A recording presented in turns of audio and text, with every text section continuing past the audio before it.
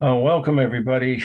I hope you guys all had a really pleasant or relaxing, refreshing, whatever spring break and didn't do anything too crazy. I probably would have heard about it in the news if Santa Rosa JC student body had gone over the deep end, like some colleges have apparently certainly in the last couple of spring breaks during the pandemic era. But at least this time, right? Most people were able to go places they couldn't go a year or two ago.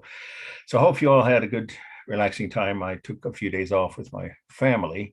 And so that now brings up a couple of announcements, just sort of, I call it house cleaning, that are, I think, helpful information for people as we now enter the second half, is literally halfway through the semester.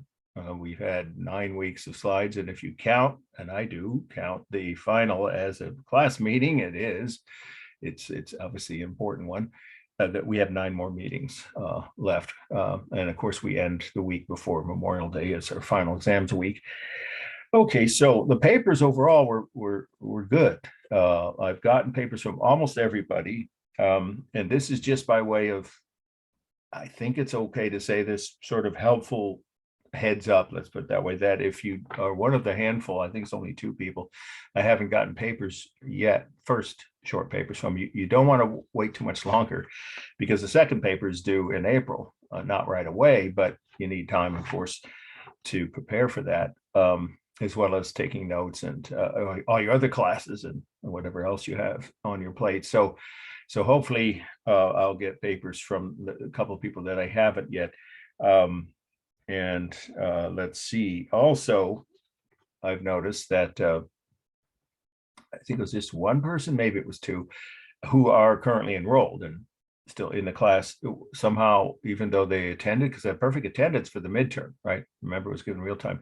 Somehow didn't turn in their midterm before the deadline or even hours later. So here's my helpful suggestion. If you're one of those handful, very few people, it doesn't mean you can't still get a reasonably good grade in the class. Probably not an A, but you could probably, I mean, you still could get a B if you do all the extra credit options. Well, not all of them, but the total, I meant points of 60 points. Remember, you could do 2 in each category. 2 museum visits, 2 architectural sites, photos from those, 2 let's see, what would be 2 of the movies about artist life and writing a 2-page summary of what you learned. So you could do 2 of those, documentaries or feature films. You could download or if you chose to review whatever comment you cared to make, either one or both of my 2 art theme novels on Amazon. I've sent, Amazon Kindle, I've sent that information already to you, so I won't rehash that. Those are worth 15 points each, and then more if you were to post on Amazon a review, short review, doesn't have to be long, and you don't have to have read an entire book to write a review, right? And then there's the upcoming one. I think, now I have a wooden platform that this computer's sitting on. I think the odds are looking good, like, about 80%. I hope I'm not jinxing things, that we could have a walking tour, which is an optional 20 point. That's the most for any activity, because it does require you to drive to Berkeley. Hopefully, if you're with someone else you want to invite as a friends are, you don't have to be a student in my class. Phase not, remember, I've said this I think once before, but since I haven't really thought about it until over the break, I now know I could definitely get enough buildings, at least say 2 houses, maybe 3, and maybe 1 other private building that are not open to the public for us to go see. And it's an easy way to earn 20 points and learn something you wouldn't otherwise have a chance to do. And they'll be like about 2 to 4:30 roughly for 20 points just for signing in and showing up. There is a fee. I don't get paid for this, lots of work. So that's because it's not a JC activity or a JC related event. It's just an activity I've been doing for, oh gosh, decades. Since I was a graduate student, I started doing these tours for anyone interested. So you could be joining an existing event. And I'll give you, of course, I will give everyone an email and maybe verbally also by Zoom, the information of where to meet. And it'll be, if it's a Sunday, it should be a Sunday, one of the first 2 Sundays in May. then, if you plan ahead, you can get there early enough to have a bite to eat. There are plenty of good places to eat in Berkeley, as some of you already know. And parking, you don't have to worry about paying for meters on Sunday. And the kind of neighborhood this is, I always pick the areas where there's, sometimes there's a little more, crowded than other Sundays, but that parking on the street is A, safe, and B, free on Sundays in the kind of neighborhoods in Berkeley that I would have as a location for a walking tour. And I'll have an assistant there that I'm paying, of course, one of my readers probably, who will sign people in. So that's how you get the credit. Now, you should stick around to the end of the tour. And I don't see why anybody would not do that, because to get the 20 points, the point is to actually learn about these wonderful historic buildings that are not open normally to the public, that I know the owners because, again, of the books I've written. So anyway, that's one extra opportunity for extra credit that I think the odds are good that we'll know. Certainly by mid-April, I should know, because then I have to start pinning down which buildings we're going to and the route and all that. And that's when I'll send you guys an email. Okay, any questions about grades, extra credit? I think it's just shy that I don't have a paper from a first paper. And I did get 1 or 2 late papers, which is fine. That's obviously what I'm saying is, it's not going to go up. It's 10 points off from this point forward, unless you had already arranged something with a medical emergency, documented emergency. That's, again, not my role. But you already have to have done that, because that would be, the paper was due a while ago. So it isn't going to go up. So take your time on one hand. On the other, don't wait too long. 2 weeks from now, I think it wouldn't be good to wait that long if you haven't yet turned in your paper. Or last quick announcement, and I'll take any questions before we launch into today's topic, which is that if you turned in a late paper and you didn't get your grade back, then you could do one of two things. Wait till this weekend. I'll certainly have any loose ends of all my classes, late papers, done by the weekend. I took some time off, like I just said, on this holiday weekend. Decided I needed a break, and so I and my readers. But I will do any of the late papers. I almost always grade those myself. But anyway, the point is that should either come to your inbox, the grade and a summary of how you did, what you missed, or what you did right. And if you turn in a cover sheet, then that's, obvious how you got the point total you got, minus 10 points for being late, of course. Or you can email me and say, I turned in a paper on such, because a couple times people, even on time papers, I can't return the grade because they use someone else's. Then if they use someone else's email, here we go. Good. Okay, you didn't miss anything. I was talking about some gaps that people might have. And I'm just saying, anybody who has either turned in a late paper and didn't get their grade back yet, which doesn't apply to most people, you can email me or wait till the weekend. I will follow up and send them. But there is a caveat. I was just saying, some students in every single class, every semester, even in my in-person classes, this was an issue, but then I could talk to them about it at the break. Don't use the same name. Of course, if it's in person, it's less a problem. But when it's an email handle that doesn't relate to your registered name, I don't know, who that is, or I may not know your actual email. It's not stored in my computer. So if you would, if that's the case and you don't get a grade by this weekend, then you should email me anytime between now and Saturday with a request if you turned in a late paper or any other work. The midterm, I think I sent them to everyone, but there was at least one, maybe 2 students who I couldn't because, email not found, or mailer demon, came back to me because I put the name of the person in with what would have been normally all of us Santa Rosa JC students, right? It's santarosa.edu or your whatever preferred email with your normal name, the same as the one that you registered with. But if you didn't send me it that way, you might not have gotten your grade back, and that's why. Just a heads up. So you can email me, and then I can just hit reply, of course, once you explain which class. Don't forget to say which class you're in too, as well as what assignment it is you might not have gotten a grade for. Okay, I think that's pretty much all the things I had to bring us up to date on, any kind of past assignments or extra credit options. Anybody have any questions about either grades or extra credit? Anybody? Okay, because nobody's done 60 points. I'm looking down here. And Mark, real quick. Here. Yeah, so I sent you my paper a little late. It was before the midterm.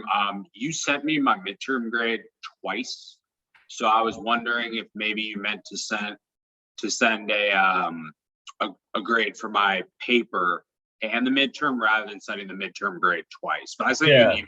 Yeah, that's probably what happened. It could easily have happened, especially if the grade was either very similar or the same. So give me your, I'll write it down now. Just email.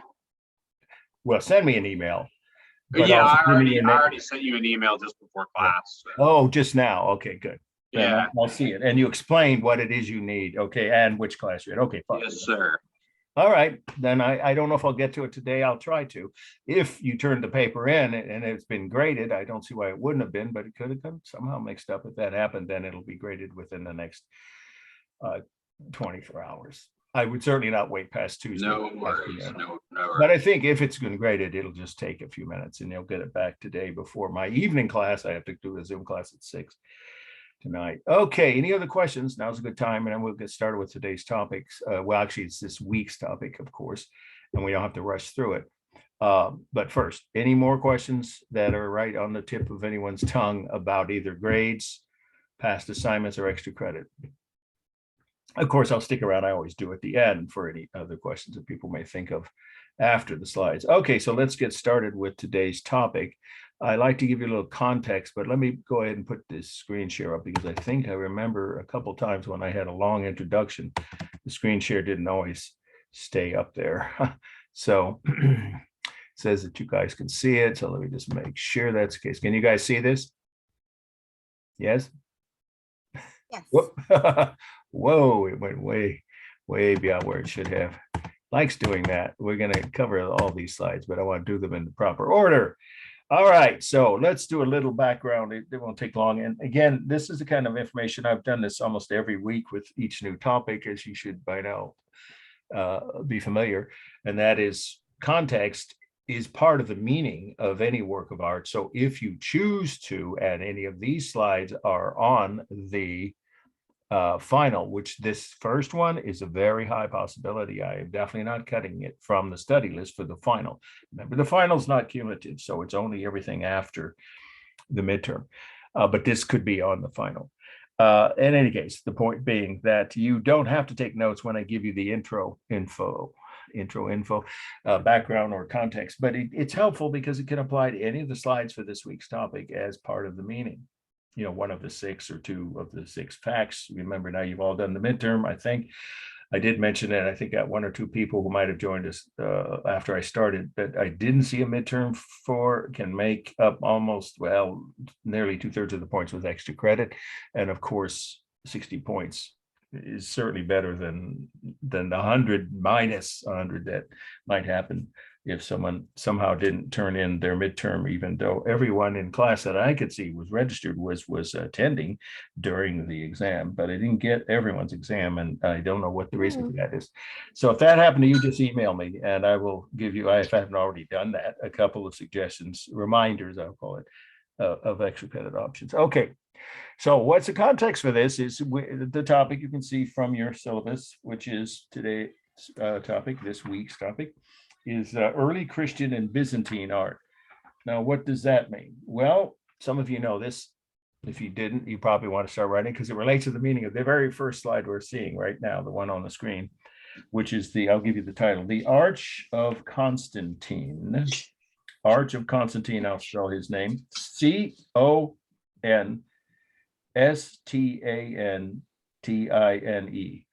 And the location is Rome, and the date is 315. Now, you don't have to use AD or CE anymore because these dates from this point on are all from the Common Era, or AD is the old way of saying that.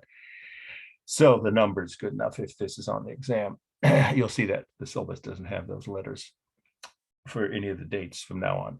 Okay, so what does that mean? Well, the Roman Empire became a Christian empire as of the time that this emperor, Constantine, decided to convert to Christianity. So we're going to see slides this today and on Wednesday's lecture from the late Roman Empire, and then the one that succeeded the Roman Empire, which ironically is indirectly part of what's happening now with Ukraine and Russia. Actually, that's not a, you'll think, what, huh? How's there a connection there? I'll explain. The Byzantine Empire, if I, had more experience using a digital whiteboard, I guess I'd write that name up here, but it's pretty straightforward. Byzantine. It's one of the least well-known and least understood of all the major world cultures, and it was definitely a major world culture.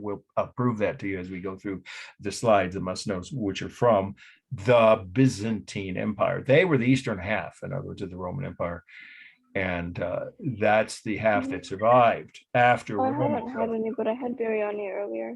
Sorry, go ahead. Someone had a question, or is that just a sidebar? Okay. Sorry, anybody had a question? All right, the point is the Byzantine Empire is not a minor footnote in history, even if you've never heard of it, which hopefully you had if you took world history in high school or college. They not only continued many of the concepts of government and society that the Romans had created, but they expanded their concepts. And we'll wait when we get to a slide of Byzantine art to explain why is the Byzantine Empire even something people should know anything about in any kind of history or art history class.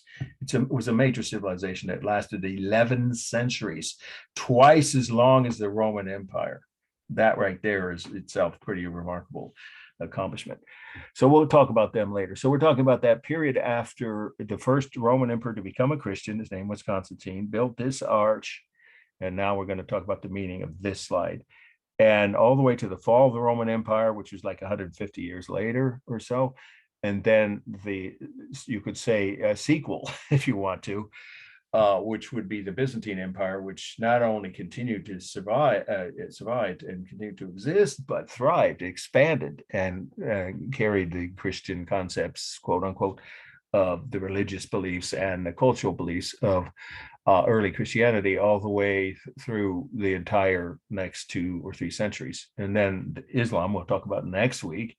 Islamic culture, of course, rose sometime in the early Middle Ages and then did push much of what the Byzantines had occupied many territories of that empire, pushed them out, and they were supplanted by Islamic culture, which we'll talk about 1 week from today.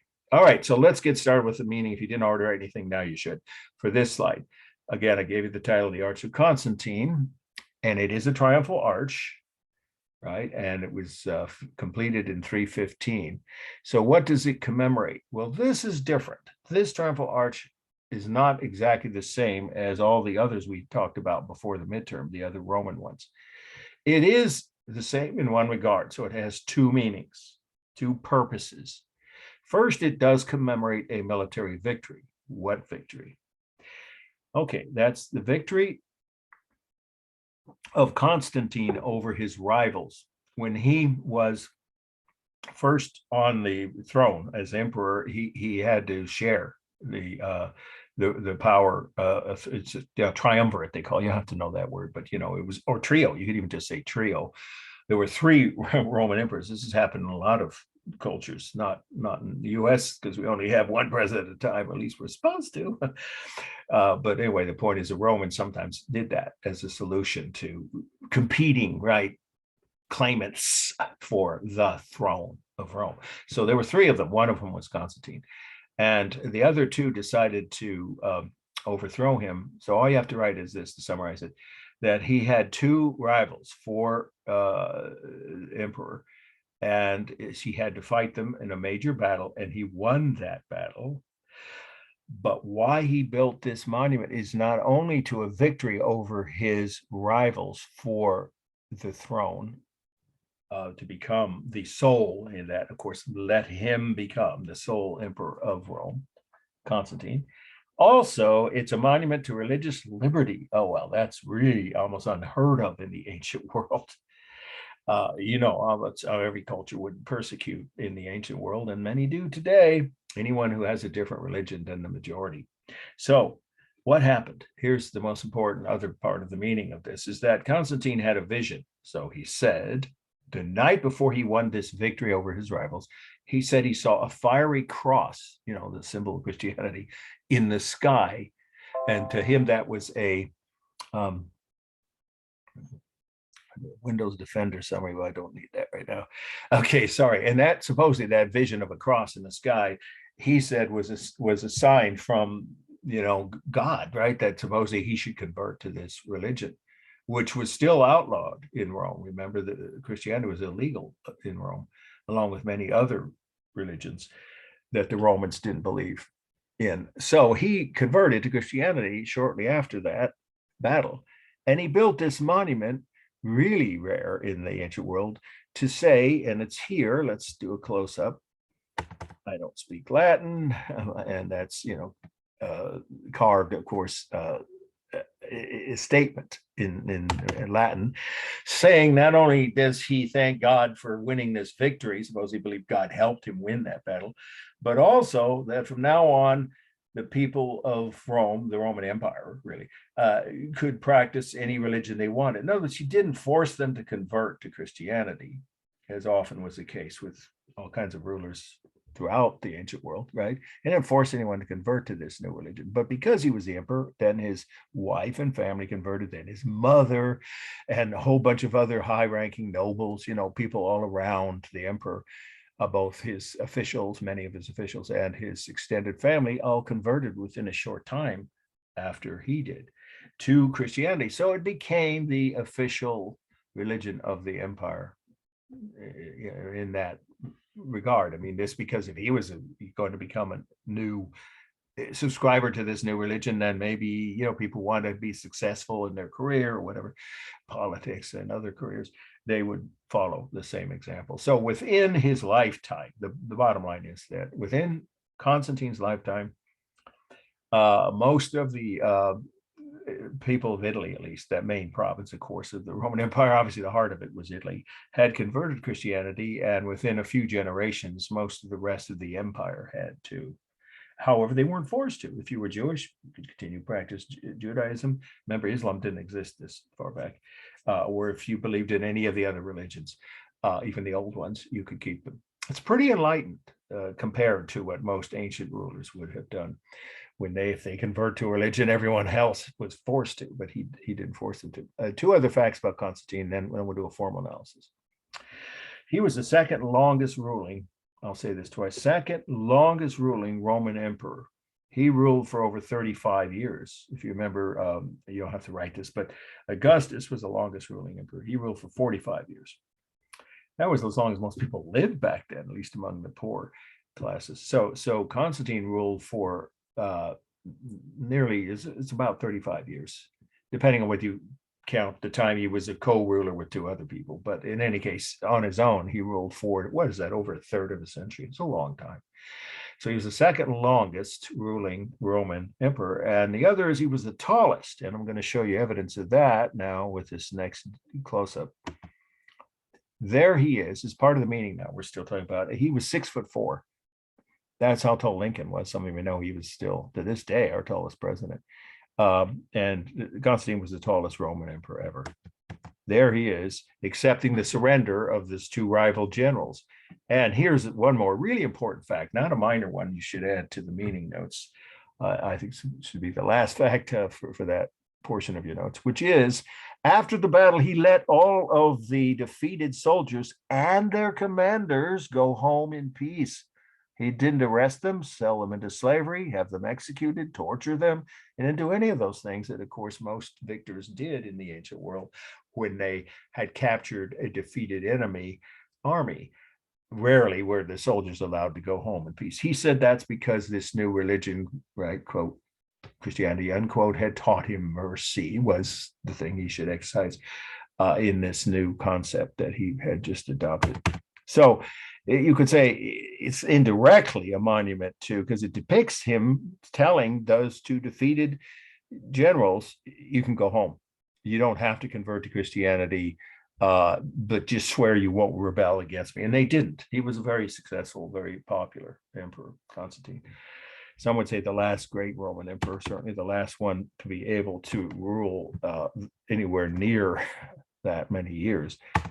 Because previous to him, for over 100 years, emperors' average life expectancy once they took the throne was less than 3 years.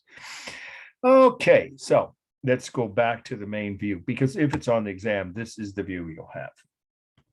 Okay, so what do we see here? We see some of his generals that helped him defeat those rivals. And we see some of the soldiers involved in that battle, but they're not fighting each other. That's after the victory. Then we also know the middle part here, right? This has the lettering that I told you about that declares that from now on, you can have Roman citizens, can worship any religion they want. Okay, so now we'll do the formal analysis. It's balanced, completely symmetrical left to right, as all Roman triumphal arches would be. And then we have the fact that you'd have to say it's unbalanced toward the top, because of course, this is solid stone and the bottom half has these open archways. For space, it's a 50-foot, I'm rounding off now, you could say about or nearly 50-foot tall monument with a 30-foot high central archway and 2 20-foot high side arches. So it's all real space, but it still has a technique for space, and we just saw that. I'll go back to this. Well, here we can do it this way. Overlapping, right, of these panels on the side. In fact, let's just go to that last view. Obviously, this is overlapping here. I don't see foreshortening or any other technique. So you can say the technique of overlapping is used on these panels, right? Bas-relief panels. Otherwise, it's all real space. Again, 50-foot tall overall height to the monument with about a 30-foot high central arch and 2 20-foot high side arches. It's obviously full of the rhythm of the carved figures of the Roman soldiers and generals, the columns, the arches themselves, the round, right, panels. There's plenty of rhythm, of course. There is some texture on the human figures, and they are done with carved line. Actually, it's not only human figures, because here we have angels of victory. The Romans love putting those on their victory monuments. So you could say human and divine figures are done with very realistic symmetric texture on their robes, their armor, their hair, you could say clothing, hair, and other details. That's all done with, of course, carved line.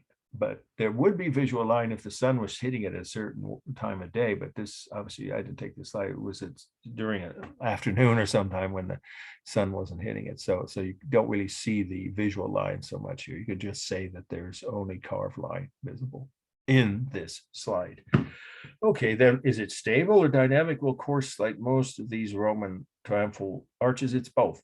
It's dynamic on those round panels and the open arches. Pretty much everything else, including the human figure standing upright, the structure itself, the walls or edges, are definitely stable. So it's mostly stable. The largest mass, it's really a single mass. I would say that's just one large mass. And the color is a cool gray. And as I said, there really isn't any modeling here visible in this slide, but when the sun hits it, it creates natural shadows. Of course, there's a little bit of it there, I guess, up on this, guys, the top of their heads of those 4 generals. So there's some minimal modeling visible, and it's only a natural set of shadows from the sun. There's no techniques for modeling. Let's see, I think I've covered everything with balance. Yeah, okay. Oh, yeah, I could add the texture. It's pretty obvious. It's just marble. If it isn't obvious, you want to write that. That's the real smooth texture of marble, which is only visible, clearly visible in a few places where they didn't cut. This is the most ornate of all the Roman triumphal arches, by far the most decorative or detailed. So it's almost covered with simulated textures everywhere, but there is the real texture of marble that shows through mostly on the edges and this one section above the arches. Okay, so let's now go to The next must know. I didn't take this slide. It's that people look at it and go, oh, who's that? I have no idea who this was. Could be Sarah Gill when she was first teaching at the college. I don't know. So professors used to donate their slides. I have several of my own to the slide library before we had digital files, of course. So this is the next must know, and it is the head of Constantine. So here we go. Head of Constantine. I've spelled his name before, but I'll spell it again. Constantine, Rome, and the date is 326. So there is more to say about this. I already said who he was. So if it's on the exam, I'm not saying it's so important, it might or might not be cut, but for now, assume it could be on the final. Then if it is, this is the view you'll have. But I'll do the formal analysis on that image that we're looking at now. But I'm going to go back to this one because I want you to see, again, the context. So what are we looking at? We're looking at fragments, 3 remaining fragments, an elbow, a kneecap, and the head and neck or bust, because really it is his head and neck is called a bust, right, of any human figure. So the bust or head and neck, an elbow, the woman's leaning up against, and a kneecap. That's all that's left of what was once a 45-foot tall statue of Constantine that originally stood above the forum. It really must have been something to see. You could have seen it from more than a mile away. It was the largest sculpture at that time in Rome. Now, you don't have to know this, but the largest sculpture ever built by a Roman emperor in the city of Rome was Nero. He was so egotistical, he built an 80-foot tall sculpture of himself in front of his villa where he lived near the Forum. And when he died, the public hated him so much they tore that statue down. That's where the Colosseum is now, by the way, which I didn't say before because it's a moot point. That was from the midterm. But that's how the name Colosseum got started, was from the colossal statue of Nero that the public hated so much that they destroyed it. And then some of that stone was used to construct the Colosseum, but that's not something you have to have in your notes. But this you do about this piece. Okay, so it stood for, let's say, until the fall of Rome, or sometime shortly after. So it stood for over a century and a half. You could just say for, many decades, well over a century, however you want to write that, 150 years roughly. It stood above the Forum, and then it was toppled, probably by barbarian invaders, of course, who took over Rome.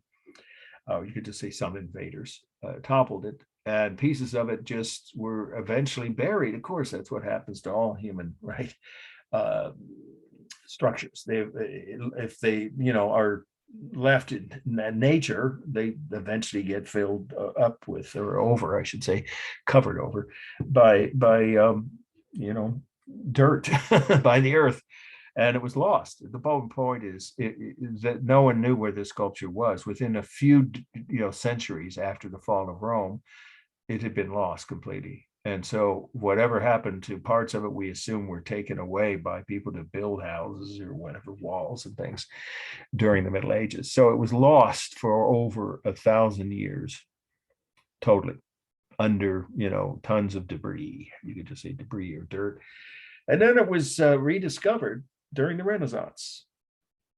Archaeology was just really getting going then, by the way. If you don't know that part of your, probably anybody taking archaeology, you probably know this, that isn't a new science. It goes back, of course, even the ancient world sometimes dug archaeological sites for past cultures that were in that area before them.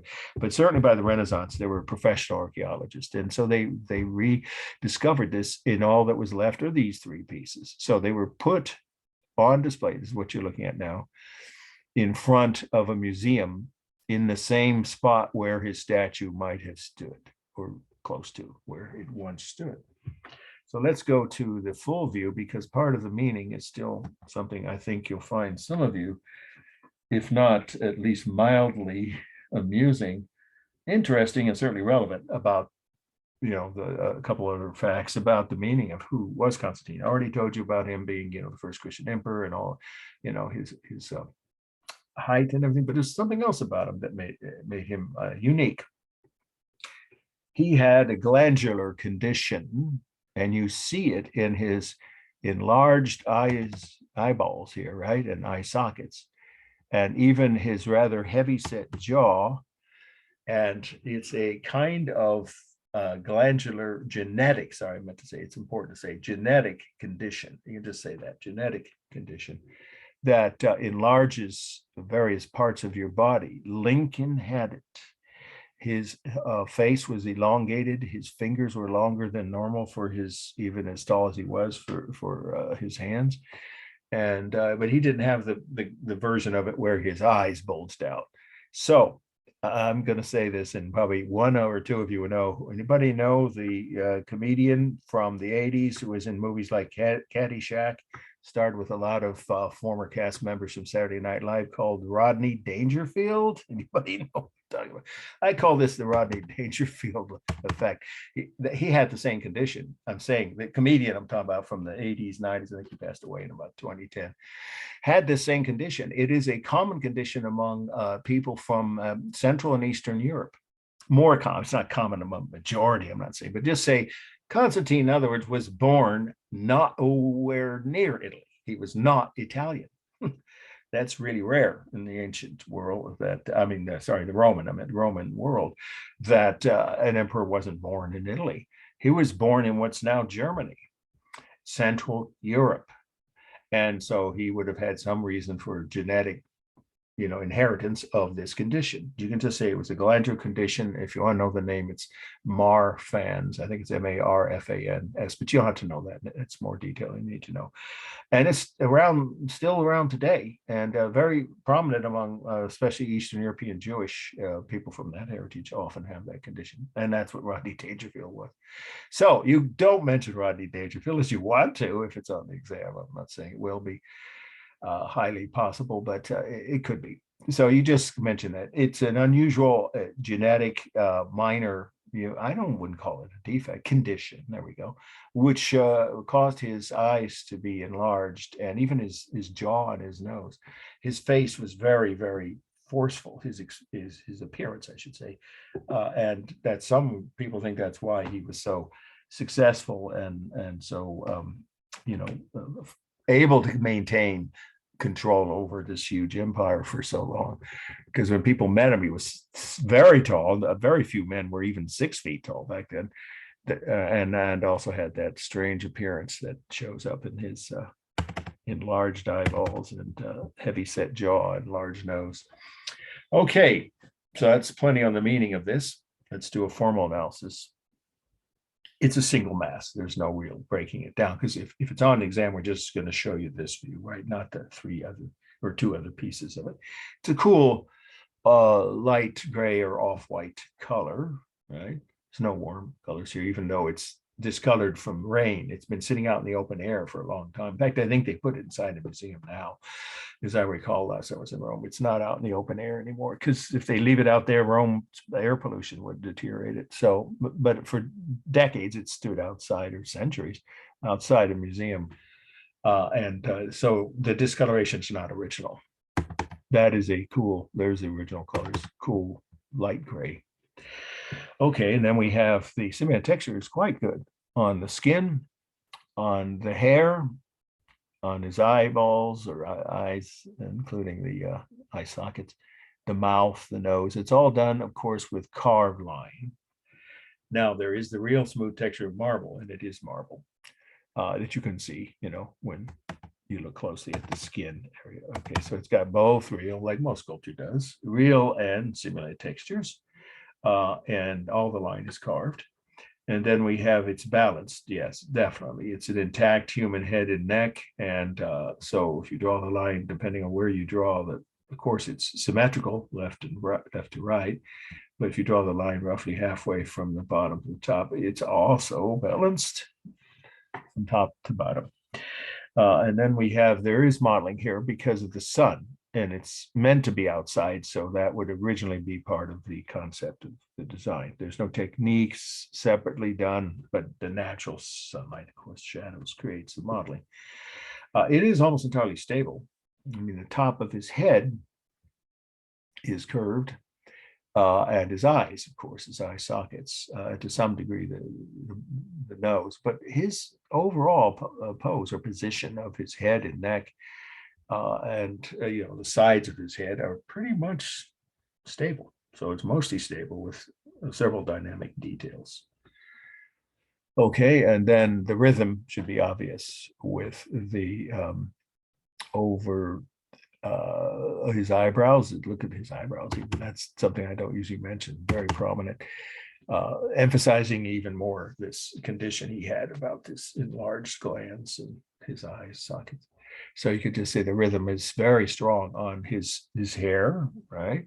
His eyebrows, the eyes themselves, of course, the ears, the lips, lots of repeated shapes. And then for space, I mentioned this already, but this piece is about 10 feet tall. And it's a section of what originally was. So it's the way you should write it if it's on the final, is that it was originally part of a 45-foot tall sculpture of his entire body. And the section we're looking at, the only part you'll have to write about if it's on the exam, is about 10 feet tall. But there is one technique for obviously used for space, and that's overlapping. The hair overlaps his forehead, and his eyebrows overlap also his forehead. Okay, there's plenty on this. All right, let's move on to the next must know, which there's quite a bit to say about. We'll take a quick swallow here. And this one, I'm not going to cut from the study list. Okay, the next must know, it's Sarcophagus of Junius Bassus. I think you all remember, but I'll spell for you that word because, of course, that was on one of the Etruscan slides that I didn't cut from the midterm. Sarcophagus,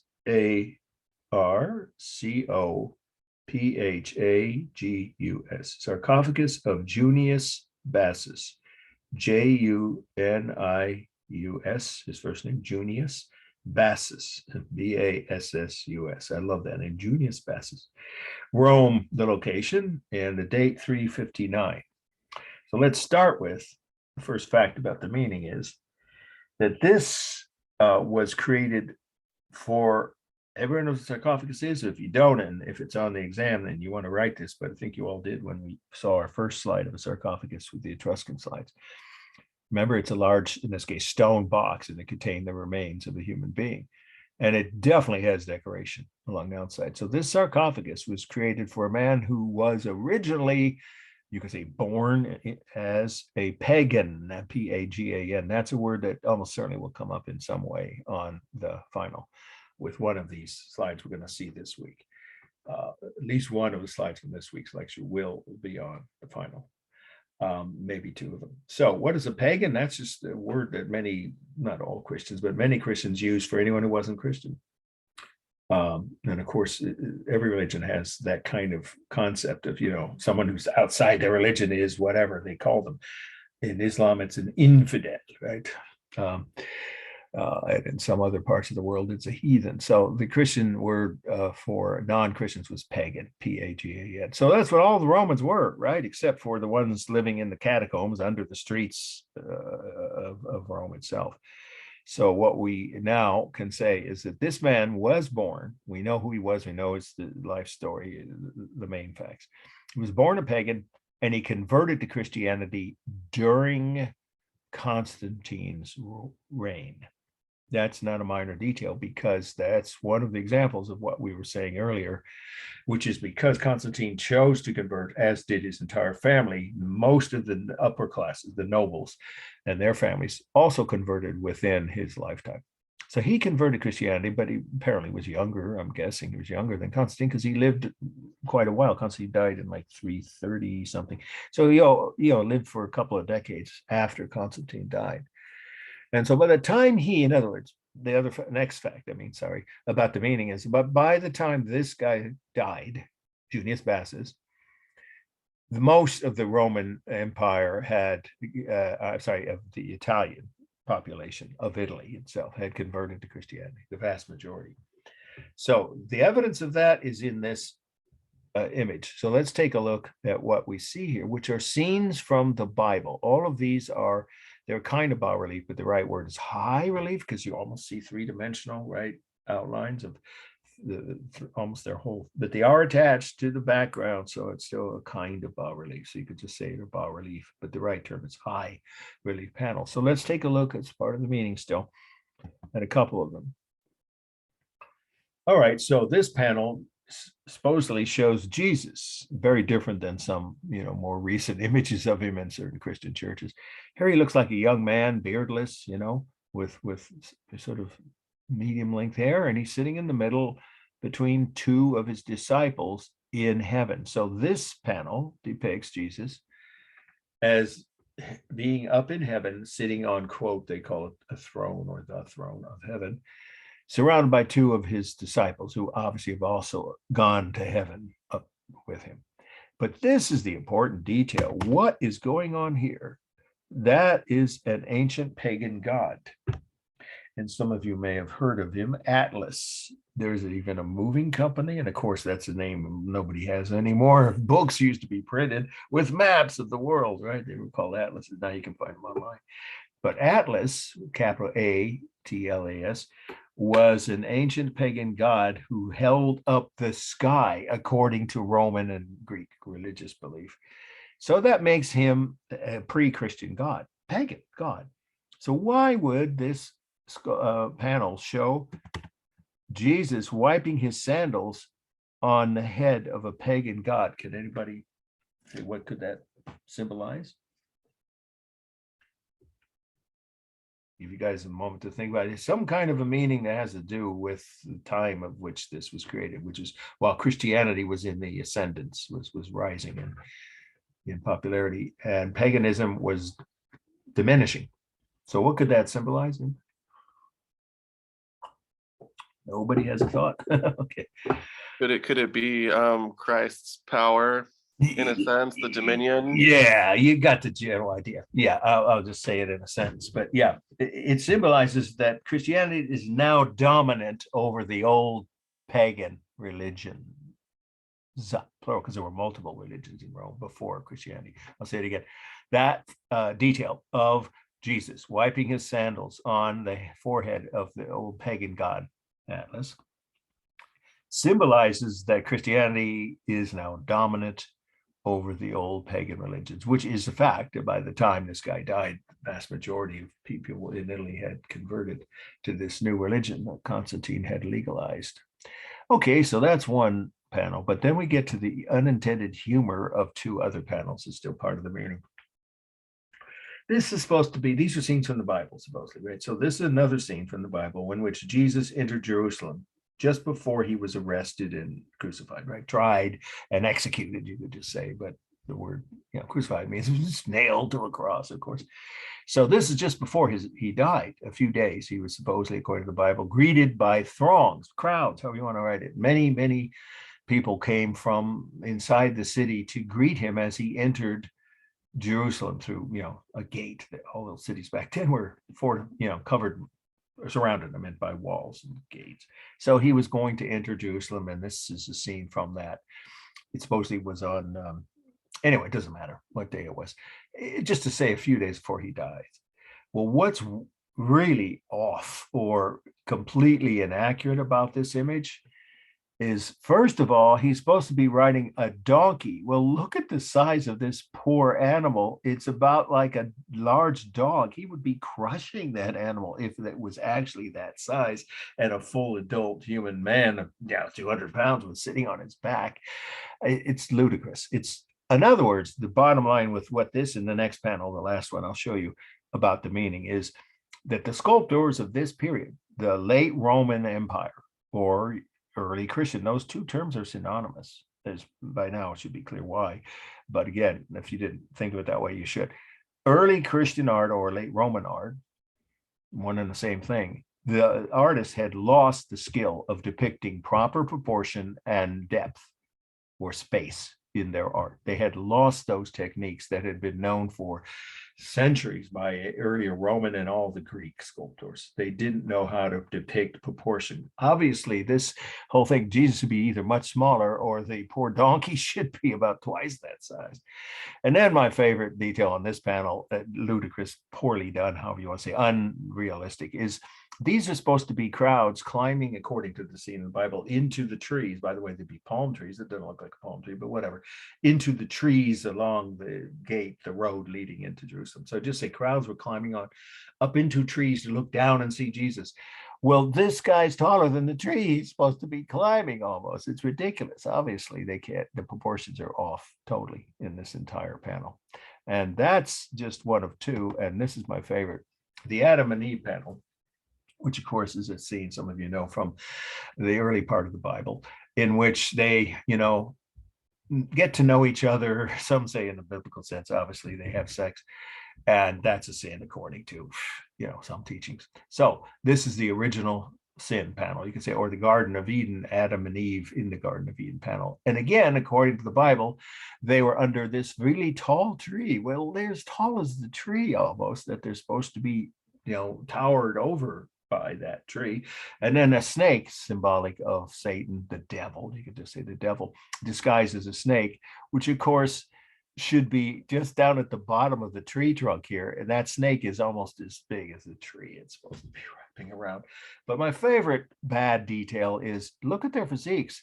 She's more buff than he is. If it weren't for her long hair, it'd be hard to tell which is Adam and which is Eve, or which is, quote, the man and the woman, unquote. Here, it's just poor skills that we're looking at. And that's really important detail about the meaning of this period of late Roman art or early Christian art. You can say it either way, because these sculptors did not have that skill. They had lost, the ones by this time, late Roman times. This is about 100 years before the fall of Rome itself, but it was in decline. The culture, the empire, their power, and their skills in their artists, work. It shows in their work. Again, I'll summarize it. It's not obvious that the ability to depict accurately or realistically both depth and proportions in their sculpture had been lost by this time. There were almost no artists who could do realistic detailing of that type in panels like this, bas-relief panels. Okay, that's pretty much the whole meaning. So let's do a formal analysis. Well, this is balanced. If you look at it, it's, obviously there are 5 panels, but if you draw a line down the middle of the central panels on the top and bottom levels, it definitely has, symmetry left to right. And the number of figures, of course, is roughly the same on both halves. And of course, with this line used to divide it down the middle, top to bottom, it's also roughly balanced. The rhythm should be very, very clear here with the repeated human bodies. And of course, the robes they're wearing, and then some of the objects here, these broccoli trees. One of my students, they look like giant broccoli stalks, these 2 sets of trees here that we just looked at. But the rhythm is really strong, especially in not just their body parts and the heads, of course, of every one of these human figures, but also their robes and well, except for Adam and Eve, obviously. And that is all an example, all those details of the simulated texture. Now that they're still skilled at doing, these artists could depict realistic simulated textures when it came to clothing, hair, faces, and some of the other, not the trees maybe, but some of the other objects. So mostly realistic simulated texture on the human figures in a way, and they are done, all that is, of course, with carved lines. Here, the modeling is part of the composition, because the deep shadows make the figures stand out and look more three-dimensional. So the deep recesses create strong modeling, but there's also modeling visible, of course. We couldn't see the detail of without it, as is the case with all bas-relief sculpture, on the robes and their faces, where the shadows create these lines, visual lines. The modeling is part of the original design here. It's almost all stable. I mean, look carefully. The human figures are almost all standing upright. Even here, this guy's legs are more stable than they are dynamic. And so just the tops of their heads are dynamic, and some of the, a few of the objects like these two funny looking trees and those two panels, but mostly they're stable. Is there a larger and smaller mass? I don't think so. If you look at each panel, you pretty much just have to say that they're, almost all the figures, mostly it's in threes in each panel, pretty much the same size. So it's not really, you can just say it's one large mass with several similar sized masses on each of the humans. The color, that's a little harder to determine because it's a black and white slide, but I think I have, maybe, no, I don't. I thought I had a slide that shows the actual color. So I just have to tell you, it's actually a warm pink. This is marble. So there is the real texture of marble, but you really don't see that in this slide. So you would have to add that if it's on the exam. So you could just say that this color, the original color was, even though this looks cool, great, I'd give you guys the benefit of the doubt if this slide is on the exam, and I'm saying I'm not cutting it from the study list, but I'm not saying if it's one of the highest probabilities for being on the final. But if it is, you could just say that in this slide, it looks cool gray. I'd have to give you credit for that because you can't see the original color since the slide librarian didn't have the actual original color is a warm pink. So you could just write it that way if you want to. All right, and then for space, there's only overlapping. And these, well, let me just describe the actual height of these figures. These figures are all about a foot tall, no more than that, about 15 inches tall. Yeah. So the entire sarcophagus is about 3 feet high and over 6 feet long. So it's an object about, roughly rounding it off, about 3 feet high and 6 feet long, with human figures that are each about 15 inches, or say a little over a foot tall, somewhere between 15 and 18 inches to be exact. Okay, that's plenty on the meaning of this. So let's do one more, and then we'll stop the lecture, the slide lecture part, and take any questions you have. Okay. Okay, so this is the next must know. Okay. And it is, even though it's the fifth one on the list, we have a lot to cover on Wednesday, but we'll still probably be able to end a few minutes early, as we will today. I think you can tell that.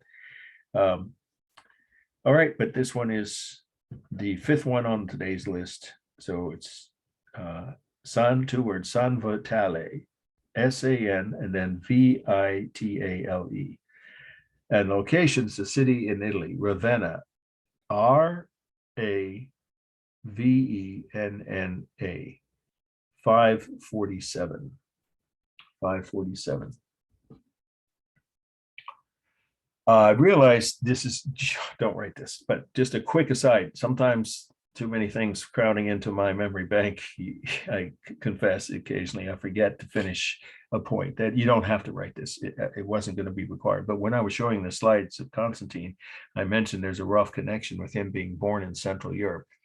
Well, the point being that when Soviet Union was, as you know, if you've been following the news from this horrible events in Ukraine for the last 5 weeks now, almost since the invasion by Russia, what Putin thinks he can get away with, of course, and so far he seems not to be willing to acknowledge reality, is that Ukraine is a separate country. But for a long time, it was under 75 years, I think, under the Soviet Union's rule. And so they see it as not a separate country because of that. And of course, with the Roman Empire, people born in Germany under the empire, the part of Germany, not all of it, but a lot of it was controlled by the Roman Empire for 200 or 300 years. Those people were still considered Roman citizens. So Constantine didn't have to prove he was, he didn't have to show his birth certificate the way a certain person demanded that Obama show his. Remember that, some of you, if you were around in 2008, the year Obama ran first time for president. So there was a citizenship issues of sorts, even in the ancient world, of course, but for the Roman Empire, you could have been, there was an Arab emperor, believe it or not, one from North Africa, as in Arabic. He wasn't just born there of European parents, but he was actually Arab. So there were emperors who weren't white Europeans, or certainly not all Italians anyway. So anyway, and then of course, the rest of history is, now we know Ukraine has been for 30 plus years a separate country, and some people in Russia don't want to accept that. All right, now the meaning of this, what is it? Well, it is a Byzantine church. Now that requires me to briefly explain what the Byzantine Empire was. You probably didn't write it before when I was giving you the intro or context notes, but now you should. The Byzantine Empire was originally the eastern half of the Roman Empire, which remained or continued on for over 1,000 years, or about 1,000 years after the fall of Rome. And it was Constantine who created the Byzantine Empire by breaking the Roman Empire into half. Now, see, you could put that as part of the meaning of those two slides of him, the one of the arch and the head of Constantine, because he did help continue the knowledge, the culture, and the religion, of course, of Christianity, long beyond the fall of Rome itself, where he ruled. He chose to create a second capital. It's called Constantinople, and it's obviously why he was called as, because it's named for him, which is today Istanbul, the largest city in Turkey. But we'll just focus on, in the ancient world, the Byzantine Empire was the successor, you can say, or eastern half of the Roman Empire that continued for well over 1,000 years after, or about 1,000 years after Rome itself fell.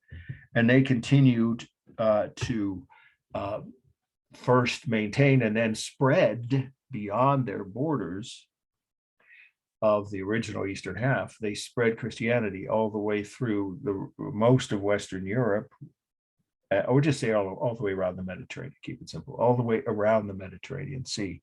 They expanded their empire. After Rome itself had fallen, they reconquered 2/3 of the old Roman Empire. That's a pretty big chunk of territory if you look at a map of that period. So they were a major culture in the ancient world, and some call them the last ancient empire or last ancient culture. But the point is, they were a Christian empire, and they believed in the eastern half. And there again, we get this parallel with what's happening today in Ukraine. They believed in a different version of Christianity, and some of you already know this, maybe even some of you subscribe to or know people who do, or you've seen Christian Orthodox, it's called Orthodox churches. Well, the original term for that was Byzantine. The Byzantine Christian churches were, that's what we're looking at, were built by the Byzantine Empire when they expanded, both in, well, the original territory they controlled, what was Turkey, Greece, that area, the eastern half of the old Roman Empire. Then they expanded all the way over to Spain, all the way across North Africa, down into Egypt and Arabia. It's a big empire. And they spread Christianity throughout all of those new territories that they had reconquered after Rome itself had fallen. Okay, so this is a Greek Orthodox, or the two terms are synonymous, Byzantine. I'll spell it again for you, capital Byzantine, Byzantine Christian Church, built by the Byzantine Empire in Italy. So you see how they had pushed back into Italy and reintroduced Christianity, because during the early years after Rome fell, the barbarians were not Christian. Some of them chose to convert, but most of them didn't. So they were kicked out, chased out by the Byzantines. And when they reconquered these territories, Spain, France, Italy itself, North Africa, they reintroduced Christianity and built all these, hundreds of these churches are all over the Mediterranean world. And this is one of the most magnificent. It was one of the largest Byzantine churches outside of their own capital, which we'll get to on Wednesday. The largest building ever built in the ancient world is still standing, and it's in what's now Istanbul, and it was a Byzantine church. We'll see that on Wednesday. So here's what you just say. This is a Byzantine church built by the Byzantine Empire after it reconquered Italy and most of the Mediterranean provinces, former Roman provinces. They reconquered them. So here is a fact that I do need to show you, and I will. What we'll do is I'll give you all the notes, and then I'll hold up a graphic that I created to make this point that I think will make it easier to understand how Greek Orthodox, now see, for terms, right? We should now take a look at that list of terms to know. Okay. The three main features, it's at the bottom of the page that you should already have next to you, right? As you always should each time we do a Zoom class, along with the syllabus. The three main features of Greek Orthodox churches are the Greek cross floor plan, I'll explain that. Apses and a dome on pendentus. None of those terms are familiar to most of you, but I will show you an illustration when we get to the end of this set of notes, as I don't want to go back and forth here and take more time. So here we go. It's a drawing I did that'll work as well as any whiteboard.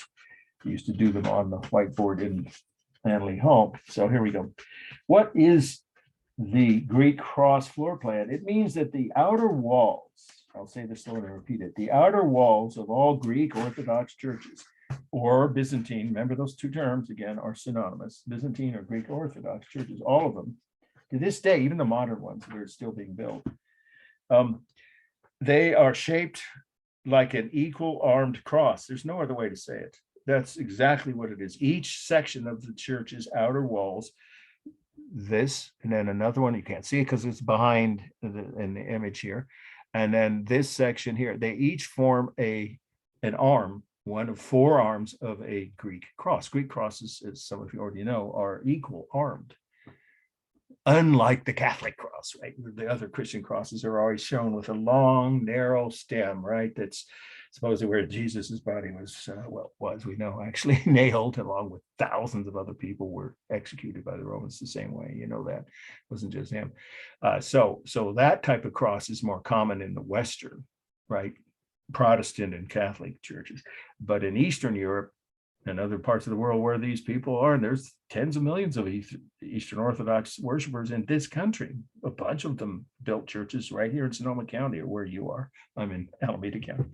You can go see them today. They're Russian Orthodox churches, Greek Orthodox, what have you, Ukrainian Orthodox, actually, and they're all basically Byzantine, from that original source.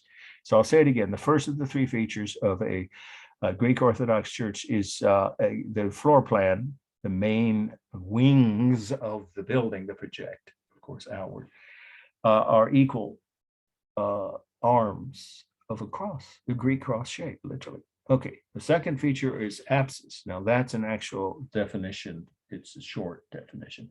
So you should write that because it's on your list if you look at it. Oh yeah, it's at the top of the next page. Apse. An apse is a semicircular extension, that's what this is here, along the outer wall of a church, a semicircular extension along the outer wall of a church, which helps support that wall. Okay, so it's structural, it's not just visual or decorative. Again, a semicircular extension along the outer wall of a church, which helps support that wall. There's an apse here, and then there's another one here. This one is multi-sided, but when I say semicircular, that would include things with, like 3 or 4 or 5 different angles. So you have the two kinds of apses here, a fully circular one and a multi-sided one. So once again, apses are the second feature that are true, or found, I should say, found on all Greek Orthodox churches. And then the Doma Pendentus, I can only tell you what to write now. It won't be as clear as it will after you see the slides on Wednesday, because one of the ones I'm definitely not cutting high probability of being on the final is Hagia Sophia. That is the largest church ever built in the ancient world, still standing in what's now Istanbul. That church, you'll see, it'll be obvious what a Doma Pendentus is. So for now, just write it this way. The third feature of all Greek Orthodox churches, the Doma Pendentus, means that the dome is resting on the corners of the wall itself. In other words, the Romans, if you recall from like the Pantheon, they always put their domes resting on the round walls. So the dome is round and it rests on the edges of that round walls of the building. That's a whole different technology, and you can't build as big or as heavy a dome that way as you can with this technique. It's an engineering breakthrough, in other words, but you don't have to write. You could just say it's a new technique that the Byzantines invented, where they rest the domes on the corners of the walls. So this dome is resting on the corners here between these two wings of the Greek cross floor plan. Okay, that's plenty on the meaning, and then that's, we'll do a form analysis and we'll take us close to where we normally end, and then I'll stick around for any questions. All right, so these are warm colors, aren't these? Almost everywhere. Red clay tile and kind of a light brown brick. And the textures are real smooth glass in the windows, of course, real smooth clay tiles, and then real rough brick on the walls. This was added later. It's not part of the original building. By the way, that's a Greek cross. It might be. See there, the arms are the same length, top, up and down and side to side. If that's not obvious, you'll see more evidence of that in the next set of slides Wednesday. Okay, so back to the textures, all real, right? Now, for space, this is a large opened room inside, right? With 4 projecting wings or arms, you could say it either way, right? The arms of the cross, but they're wings of a building, of course. So 4 projecting wings and a large central dome with about a 60-foot high ceiling. A large central dome with about a 60-foot high ceiling. The rhythm should be obvious. The rounded arched windows, the framing of the glass in the windows, right? The apses with similar, at least, shapes, even though there's some variations. And of course, the roof lines create rhythm, right? Now, line here is visual, as it would be. There's no carved line visible here. It's, the edges of the arched windows and the corners of the building. And of course, those visual lines, as with almost all architecture, are created by the shadows, the natural modeling. It's all natural modeling from the sunlight. Okay, it's dynamic in that the apses are either curved, right, or diagonal, right? And the dome, it's not quite round, but it's multi-sided. So each section, of course, is diagonal. So the dome is dynamic, the arched windows and the apses, the sides of the walls are stable. The largest mass, well, that's hard to say because I've never been inside this church, but it's probably the dome, even though it might not look like it here. Usually the dome is the largest mass on any Greek Orthodox church. And then it would be the main projecting wings here. So you could even say the outer walls, if you want to count that as one mass, you could say it that way. Between the apses, the outer walls are probably slightly larger than the dome. I would give you flexibility on that. If you actually were able to go inside, we had details of the interior, we might be able to tell, or a diagram, but I don't have that. So it's, you could say either the outer walls and then the dome and then the apses. That's how I put it. But it could actually be the dome is the largest. Okay, let's see. We covered color, texture, space, rhythm, right? Repeated shapes. I'm trying to remember if I forgot. Oh, balanced. It is roughly balanced, even though it doesn't look like it from this angle. If you were to stand right here and do a visual line, in your mind, of course, across the facade, it would be balanced left to right. In other words, it's just the same amount of wall space on the other side of this wing here. And both sides have that same overall shape. So it's roughly balanced side to side, but top to bottom, of course, it's unbalanced toward the bottom.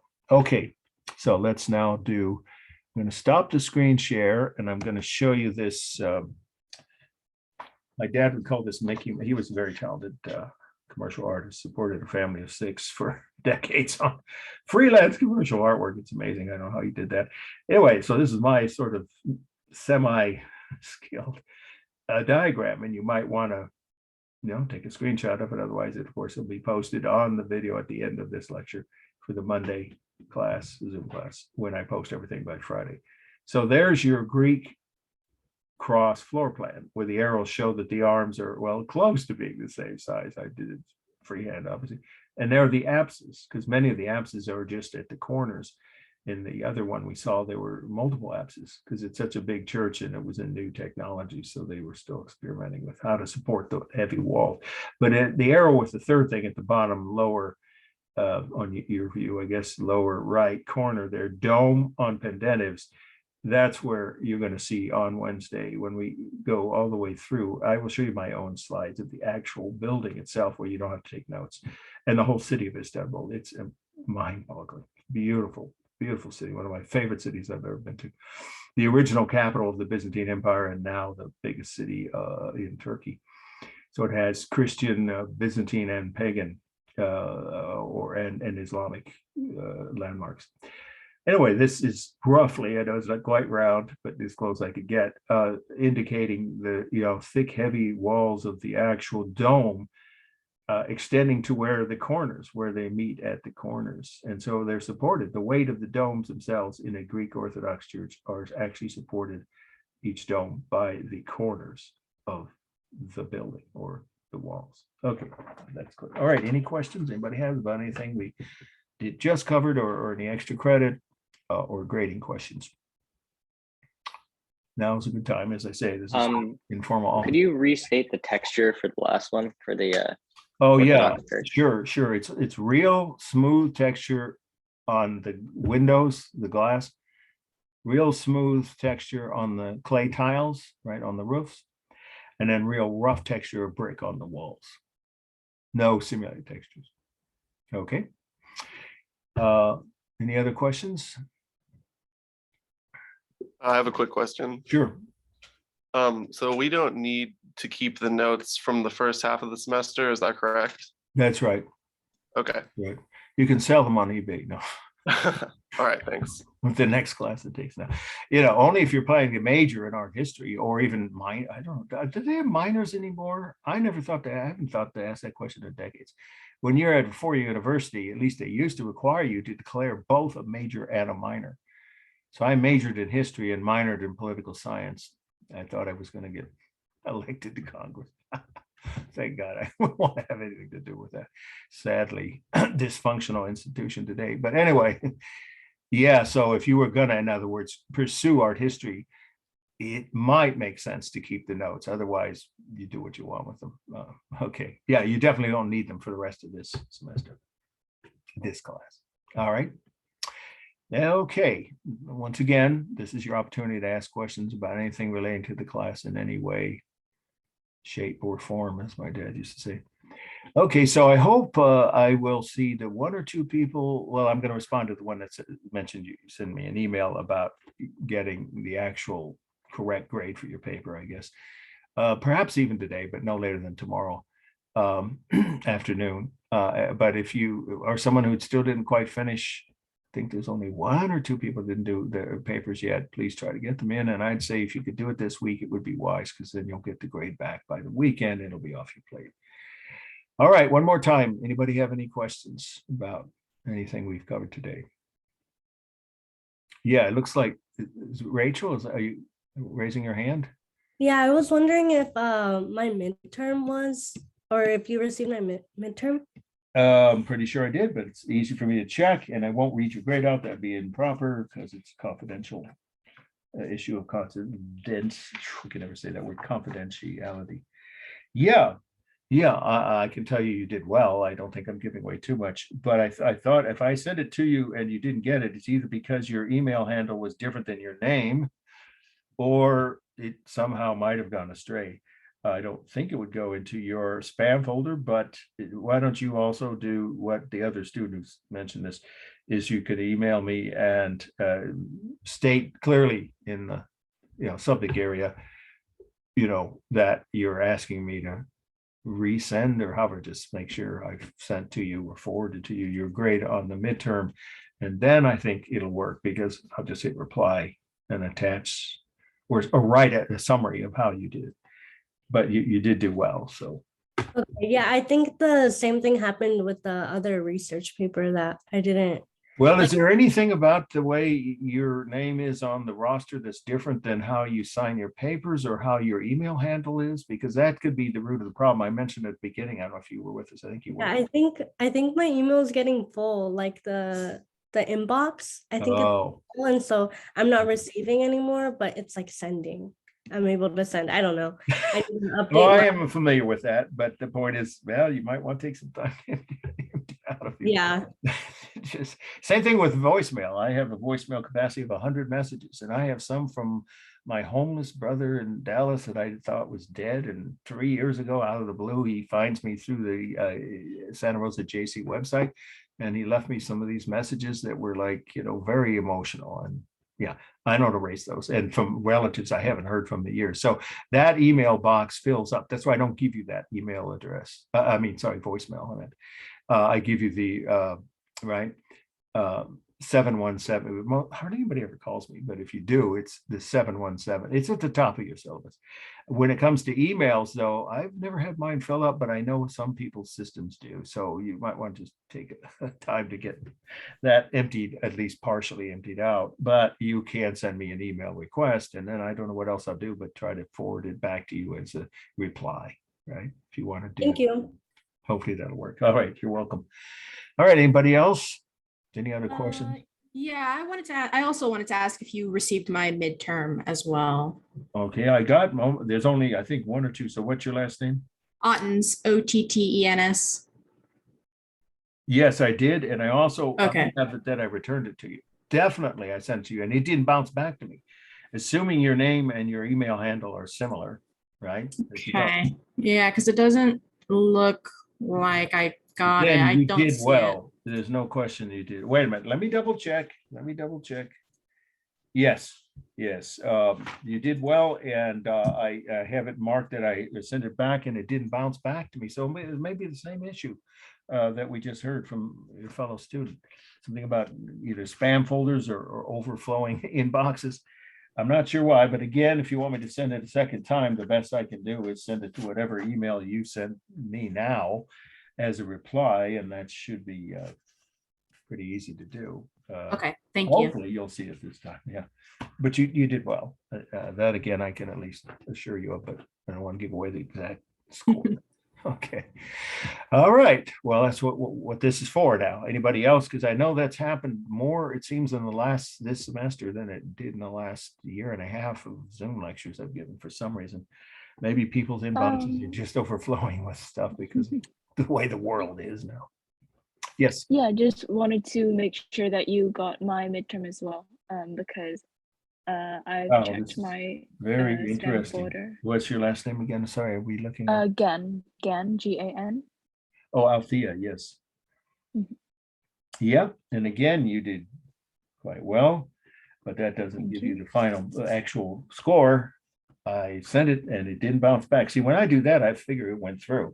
At least from my end, it did. So what can I say except repeat what I just said to the last two people? That is, might be something at your end. You want to double check your spam folder and or your capacity for inbox storage.